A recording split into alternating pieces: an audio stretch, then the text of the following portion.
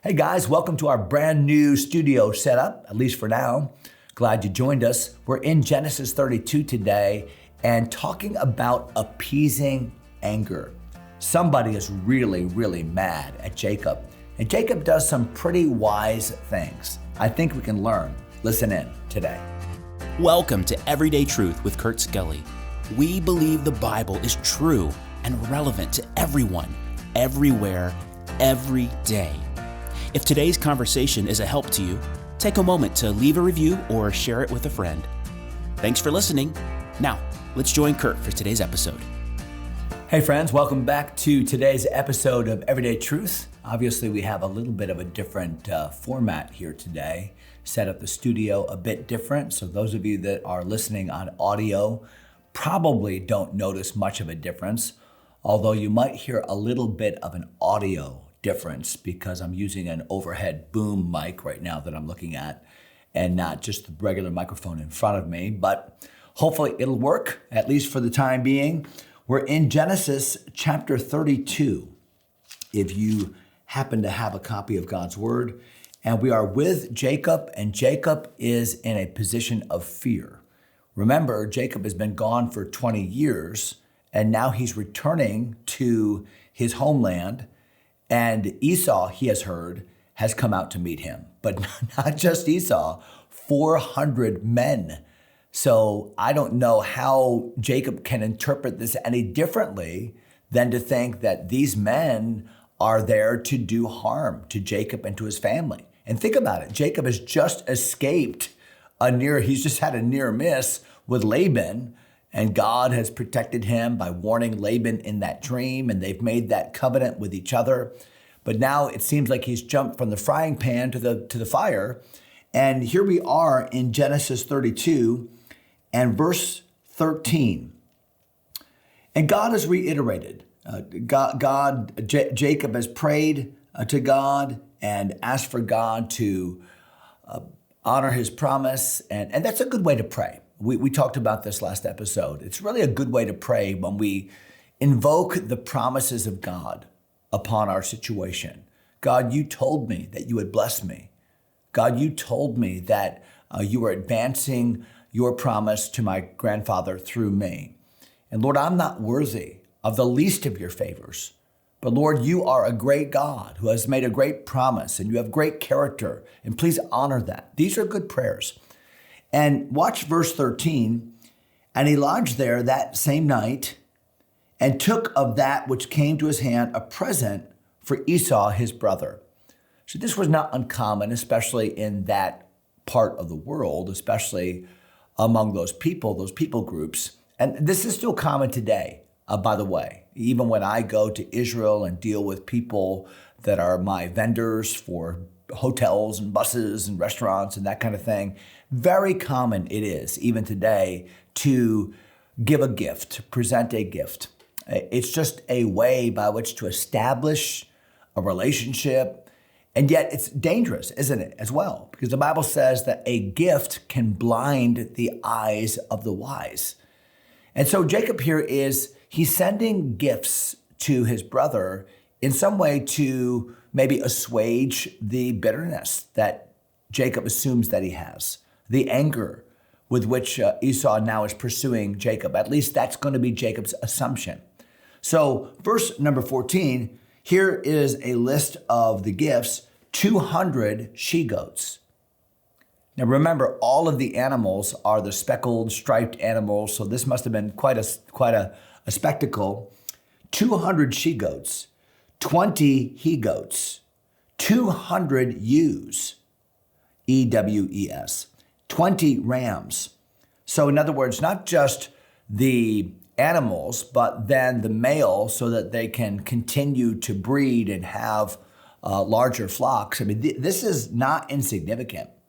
And many times in the Bible, when one would assess wealth, he would assess wealth in terms of livestock. I think most famously about that story when Nathan came to David. And Nathan said to David that here were these two men. One man had exceeding many flocks and herds. That was the rich man. And the poor man had but one little ewe lamb, remember? So here, Jacob, he's the rich man. And it says in verse 15, 30 milk camels and their colts, 40 kine, 10 bulls, 20 donkeys, 10 foals. I mean, this is quite the gift that Jacob is presenting. And I'll say this, it's quite the indication that Jacob has been blessed.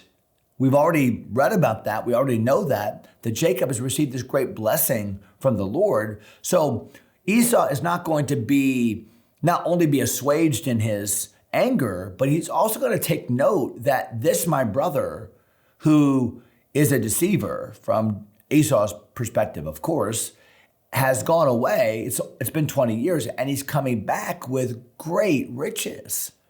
And think of this, if this is what he is giving to Esau, then what is he retaining? So you're giving a portion of what you have. So these are all great indicators as to the blessing of God upon Jacob's life. And Jacob, no doubt, is hoping that Esau will make that connection, that God promises blessing.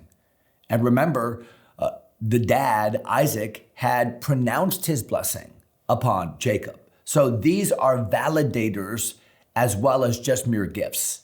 And it says, verse 16, and he delivered them into the hand of his servants, every drove or flock by themselves, and said unto his servants, pass over before me, put a space betwixt drove and drove. So there's a strategy here in the way that he's going to give this gift. He's not going to give it just in one gift en masse, but he's going to send each one of the aforementioned groups by themselves so that there is a compounding effect when Esau sees them. So he receives this flock and then this flock and then this flock. And we listed a bunch. So this is a compounding gift. And that's the point. The point that Jacob is making here is that he wants to incrementally demonstrate to Esau that I'm sorry and I love you and I'm making it up to you. And so we see it in the gift, but we see it not only in the gift. There's another way by which Jacob is going to demonstrate this humility and demonstrate this sorrow, this contrition about his deception. Look at verse 17. And he commanded the foremost, so the first guy in line. Now that's a brave guy. I mean, how would you like to be the first guy in line going out with just animals against the force of Esau? I mean, that is a tenuous position indeed. And Jacob commanded the foremost, saying, when Esau my brother meeteth thee and asketh thee, saying, whose art thou? What's going on here? Who do these animals belong to? And where do you come from? And who do you work for? Whose art thou? And whither goest thou? And whose are these before thee? Then thou shalt say, they be thy servant Jacob's. It is a present sent unto my lord Esau, and behold also, he is behind us.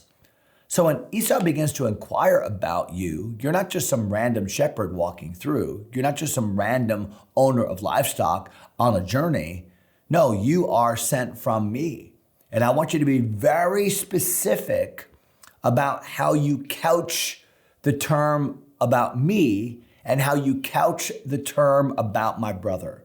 So I want you to say to my brother, it's thy servant, Jacob. And I want you to say to him, my lord, Esau, and a present. I want it to be very clear that I'm taking the low seat. I want it to be very clear that I am being deferential.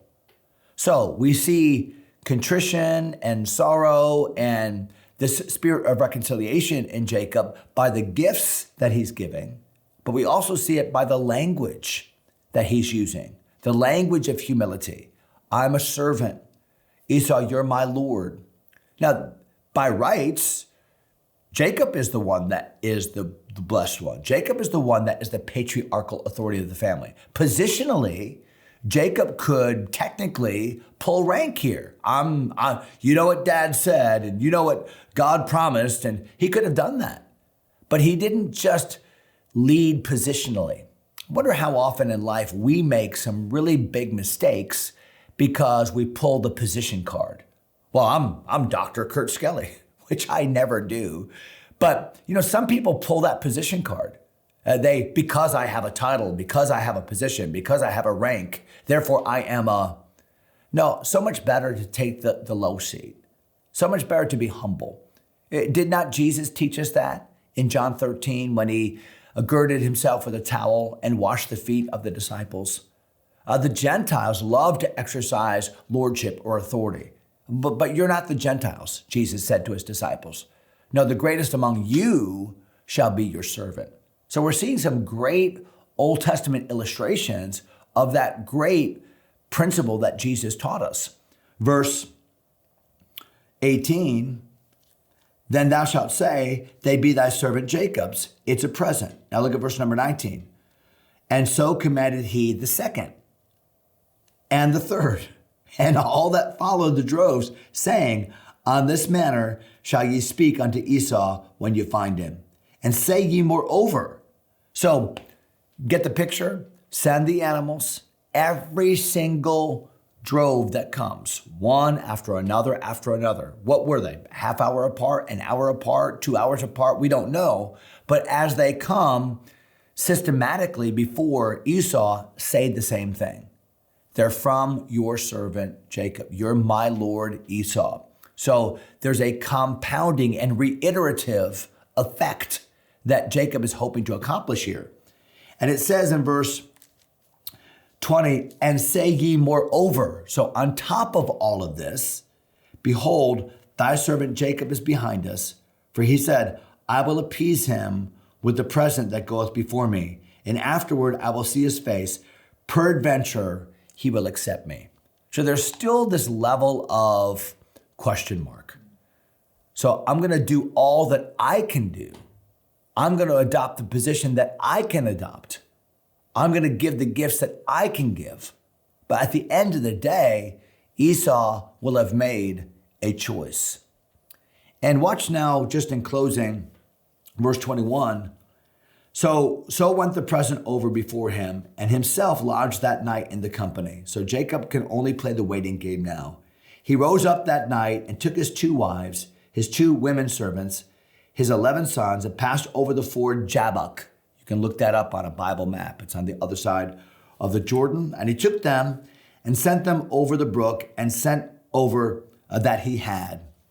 And Jacob was left alone. We're going to come back to verse 24 tomorrow.